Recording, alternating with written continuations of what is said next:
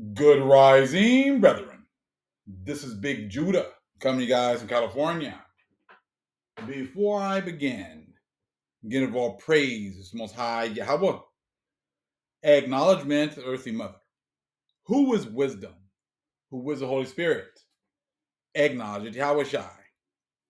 I pray the Most High bless this lesson this evening. Gives more knowledge and understanding of the events of the past in order to understand events that are currently happening on the earth. So we get a much better understanding of the things that are soon to come on the earth. Family, we're going to get into the book of Jasher this evening. And this story we're going to be getting into is about when Abraham went into Egypt to escape the famine that was going on in Canaan. And when the Pharaoh tried to take Sarah away from Abraham. And what people have to understand is that, the Bible, is kind of like cliff notes of a lot of things, And this is actually talked about in the Bible. It's in Genesis 12 and 10. It goes from 10 to about verse 20. So maybe like 10 verses in the Bible. But in the book of Jasher, this situation gets expounded upon way more and to give you way more understanding. This situation is probably where Hagar, comes into the fold with Abraham and Sarah. And eventually Abraham has a baby with Hagar, and probably and that's where the Ishmaelites come from. But in the Bible, you're not going to find out. You're just going to know Hagar's there, but you're not going to know like where she came from, how did she come to be with Abraham and Sarah and everything else. That's why you have to have these other books in order to get understanding. So if you want to read Genesis 12, 10 through around 20 or so, read that first and then continue listening to the video. Be my guest, but then you're going to see how there's so much more information going on in this story. Now, there's physical things that are happening right now, but there's also a lot of spiritual things going on right now. Talking about how you're going to see like how the Israelites are looked at as the Most High's woman, and we're going to be found, in their hands when the Most High sends his son back. And that's not going to go well. They might think that they're doing things the right way because their churches have told them that it's okay for them to treat us as if we're 3/5 of a man. It's okay for them to lie about everything. It's okay for them to hide who we are. It's okay to hide the fact that we're the Most High's chosen people. It's okay for them to hide the fact that, if they blessed us, they would be blessed. But the fact that they're cursing us is bringing cursing upon them and the world. Like because the church fathers have given them credence and have justified the treatment of the true Israelites. They treated us horribly, and that's all goes back to their church fathers. That they think that everything they've been doing is correct. That's why they believe that they're going to be raptured up out of here, and that they're not going to have to pay for anything, that they've done or their forefathers have done. And that's just not true. But let's get into this, okay? There's actually quite a bit of stuff to kind of go over, so let's just get into it real quick. We're getting into the Sefer right now, okay?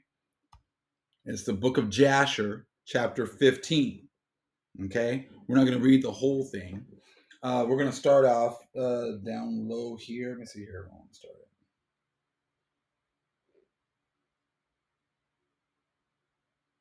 We'll start at chapter 9 at the bottom. Verse 9 at the bottom.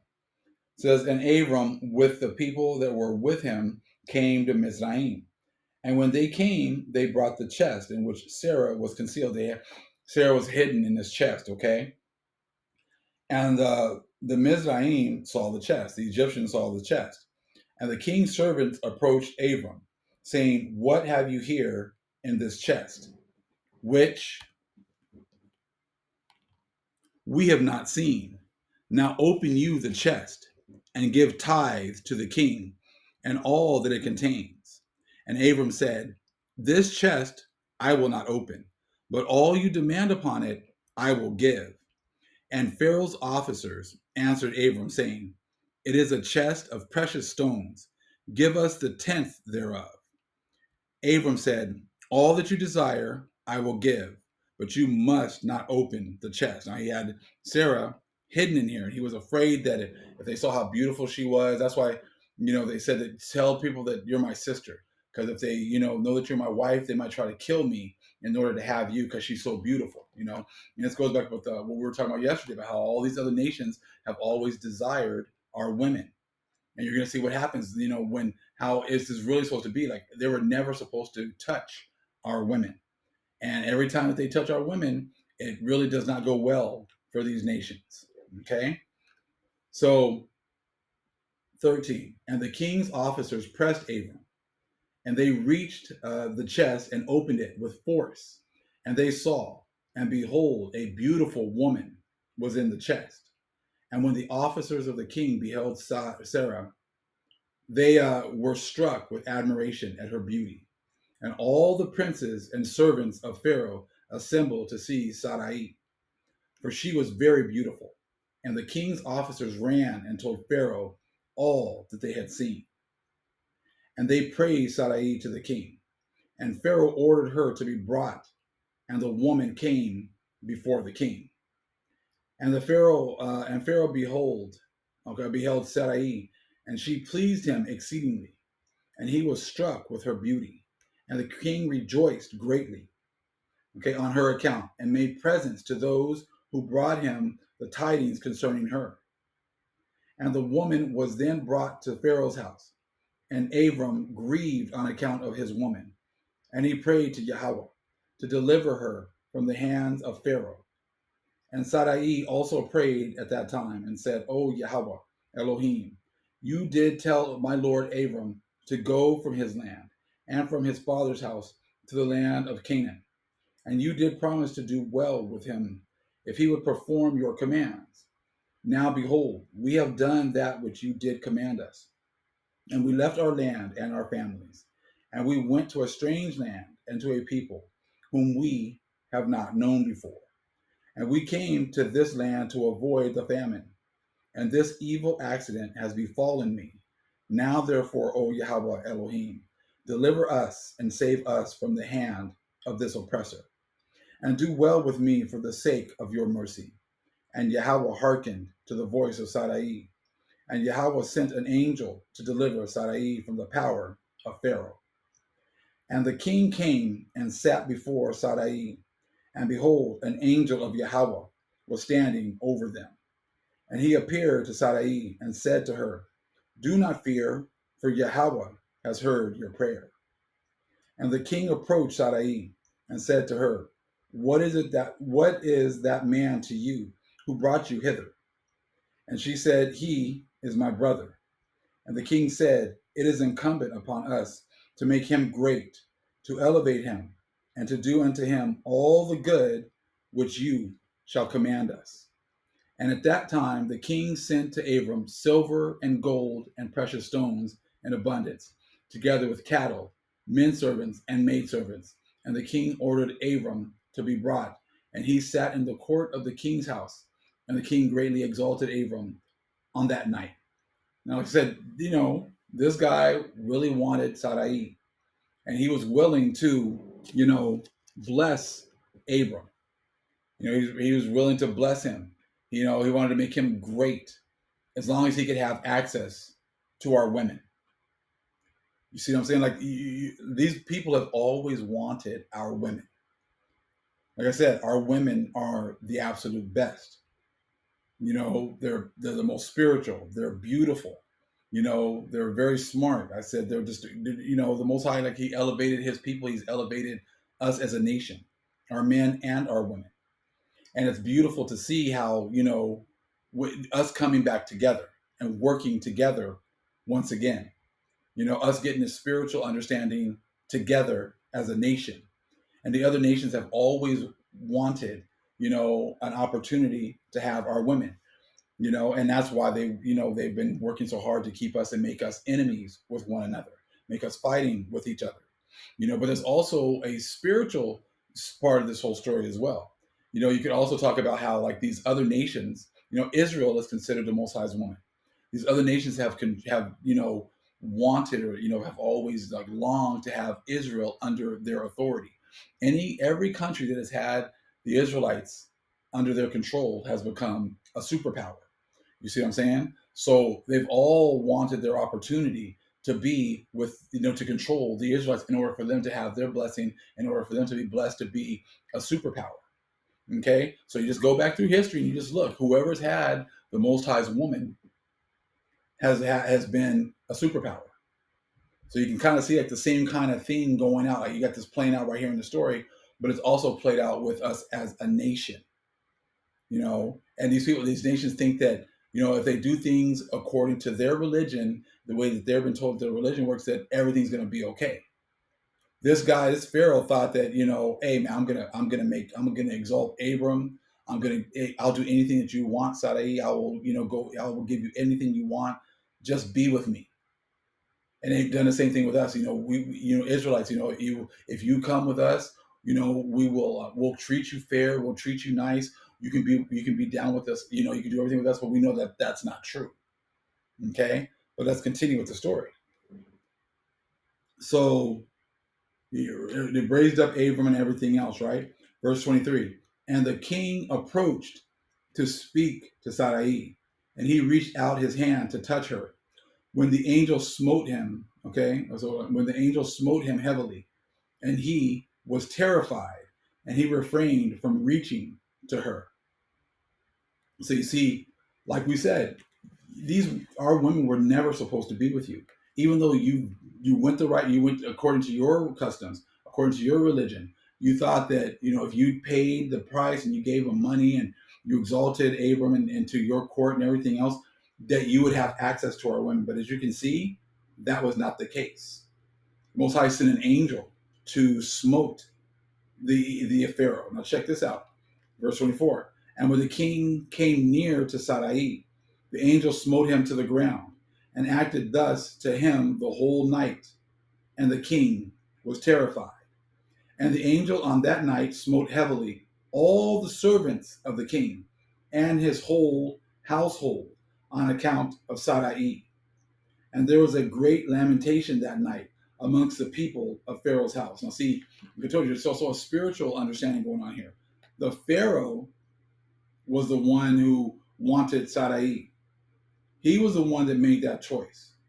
But all the people that were connected to the Pharaoh also, received the punishment that the Pharaoh, was going through. Same thing today. I've got all these people saying what? Oh, I didn't have slaves. I didn't have this. I didn't have that. I'm like, it doesn't matter. If you are connected with the people who are going against the Most High, you're all going to have to suffer the consequences. Yeah, it might not have been fair. You think everyone thought that was fair, that the Pharaoh wanted to be with Sarai and the Most High sent an angel. You ever like, okay, well, the angel's, destroying the Pharaoh or hitting the Pharaoh or punishing the Pharaoh because he's the one that's doing it. But the Most High did not differentiate between the Pharaoh and his servants and the people of his house. Same thing right now. When the Most High finds us in your possession, when he comes back, when he sends his son back, everyone is going to have to pay. Not just the people that are the elites, also the people who are joined with the elites, the people who are part of his house. That's why the Most High is telling you to get out of Babylon, to break yourself away from Babylon, break yourself away from these churches, because these churches are the ones that have taken possession of the Most High's jewels. And the Most High is not going to let that, continue. So let's continue. Verse 25 again. And the angel on that night smote heavily all the servants of the king and his whole household on account of Sarai. And there was a great lamentation that night amongst the people of the Pharaoh's house. And Pharaoh, seeing the evil that befell him, said, surely on account of this woman has this thing happened to me. And he removed himself at some distance from her and spoke pleasing words to her. And that's what's going to happen with the rest of these people, these nations, because of this woman, because you have taken the Most High as a woman and you have used her and you have abused her. Now you're starting to have all these things happening to you. Your nations are falling apart. Your churches are being exposed. And why is that? Surely this woman is the reason why all these calamities happen to the Pharaoh and his house, and this same woman of the Israelites, the woman of the Most High. This is why your whole society is collapsing. because of what you've done to one particular group of people. Same thing. So I told you it's a much deeper, there's a much deeper situation going on than just what you're seeing here in this story. Okay? Let's see here. Again, 26. And Pharaoh, seeing the evil that befell him, said, surely on account of this woman has this thing happened to me. And he removed himself at some distance from her and spoke pleasing words to her. And the king said to Sarai, tell me, I pray, you concerning the man with whom you came here. And Sarai said, this man is my man. And I said to you that he was my brother, for I was afraid lest you should put him to death through wickedness. And just like the other nations, what have they always done to our men? Put us to death through wickedness, because they wanted to be with our women. They put our people, our men, to death. They were wicked. They treated our people wickedly. Same kind of thing going on right here. Okay? So, and the king kept away from Sarai, and the plagues of the angel of Yahweh ceased from him and his household. And see, Most High is going to move you guys, remove you from our lands. Most High is going to remove you away from us. Same thing here. The Pharaoh removed himself and got himself away from Sarai. And all of a sudden things got a little bit better for him. Okay? Let's see here. It says, and verse 28, and the king kept away from Sarai, and the plagues of the angel of Yahweh ceased from him and his household. And Pharaoh knew that he was smitten on account of Sarai, and the king was greatly astonished at this. And this was supposed to be the king of Egypt, king of the world. But see, he could do nothing against the Most High's people. And in the morning the king called from Abram and said to him, what is this you have done to me? Why did you say, she is my sister? Owing to which I took her unto me to be my woman. And this heavy plague has therefore come upon me and my household. See, when you go against the Most High's wishes, when you touch the apple of his eye, you see what happened to the Pharaoh and his house. That is what's happening to Babylon now. That's what's happening right now worldwide. This is why it's imperative to know, just like that video I did this morning about, like with Sid Ross saying that, you have to know Israel. Many believers are becoming enemies of God because they don't really know who the Israelites are, which is true. Many believers in white Jesus and Caesarea Borgia are enemies of the Most High because they believe in a God that does not exist. They believe in a church that has no foundation. Okay? Now, let's see here. It says, verse 30, now therefore, here is your woman. Take her and go from our land, lest we all die on her account. See, they know they don't have any power against the Most High. They know that the Most High is going to kill them for what they've done to Abram. And they try to do things the right way. But it's like if the Most High has decreed that you don't touch these people, the Most High has decreed that you don't touch their women, you don't touch their men, that these are the jewels of the Most High. There's going to be hell to pay even if you try to do it the right way, even if you try to do it through your customs. Your customs mean nothing to the Most High. The Most High says goes. That is it. Your customs mean nothing. Your religions, the way you think things should go down means nothing to the Most High. So 30 again. Now, therefore, here is your woman. Take her and go from our land, lest we all die on her account.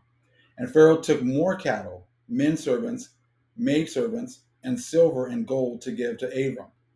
And he returned unto him Sarai, his woman. And the king took a maiden whom he begat by his concubines, and he gave her to Sarah for a handmaid. So is this possibly where Hagar came from? Yeah, it makes a lot of sense, right? And the king said to his daughter, now check this part out. They know, how powerful the God of the Israelites is. It says, it is better for you, my daughter, to be a handmaid in this man's house than to be a mistress in my house. So that he already knows that it's better to be a handmaid or a servant to the Israelites than it is to be a mistress in the house of the Pharaoh. This is why it's much better to cleave to the Israelites, and these people know it. That's what the churches don't want you to do. The churches don't want you to have the opportunity to cleave to the Most High's chosen people. So they lie to you about everything. And this Pharaoh already knew that it was better for his daughter to go with Abraham and Sarai than to stay with the Egyptians. That's saying a lot.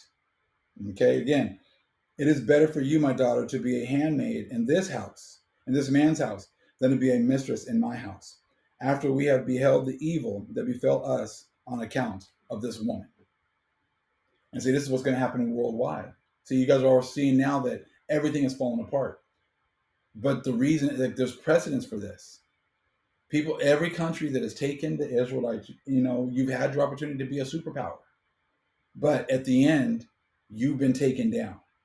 And that's what's going to happen here with the revived Roman Empire as well. Verse 33, and Abram arose, and he and all belonging to him went away from Mizraim. And Pharaoh ordered some of his men to accompany him and all that went with him. So, like I said, you're seeing that they'll give you some information in the Bible, but they don't want you to get all this information and be able to see the spiritual understanding. The Egyptians, the Pharaoh, who was like the king of the world at this time, saw how beautiful the Israelite women are, wanted Sarah for himself, tried to buy her, tried to, give her everything she wanted. But if the Most High has already determined that you do not touch these people, these are my jewels. He's going to, even if it doesn't seem like it's fair.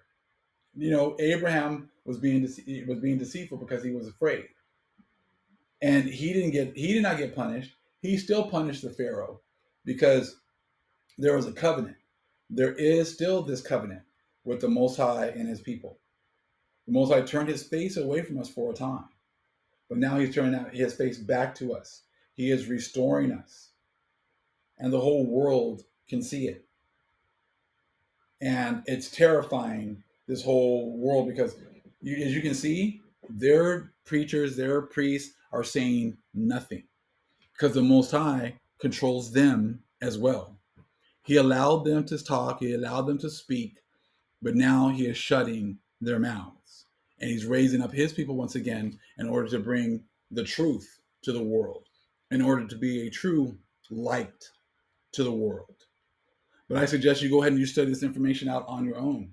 There's plenty. We're going to be bringing out more information. There's so much information in all these different books, and you start getting more. There's a spiritual side of understanding in these stories as well. It's not just the stories that you're reading and how it happened here on the earth, but there's also deeper esoteric understandings that are going on as well. There's always morals to the story. The moral to this story is you don't touch the Most High's woman.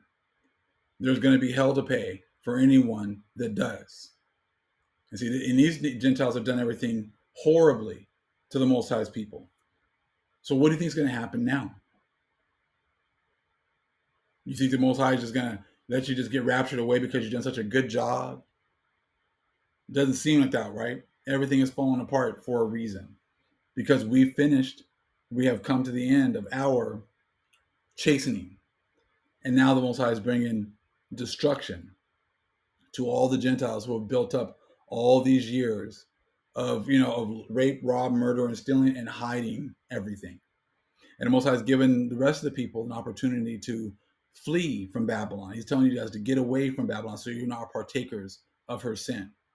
So that's the choice that you have to make, to begin to bless the true Israelites or continue to curse them and bring down a curse on yourself.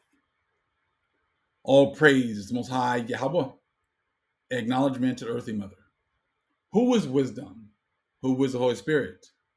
Acknowledgement to Yahweh Shai. Shalom.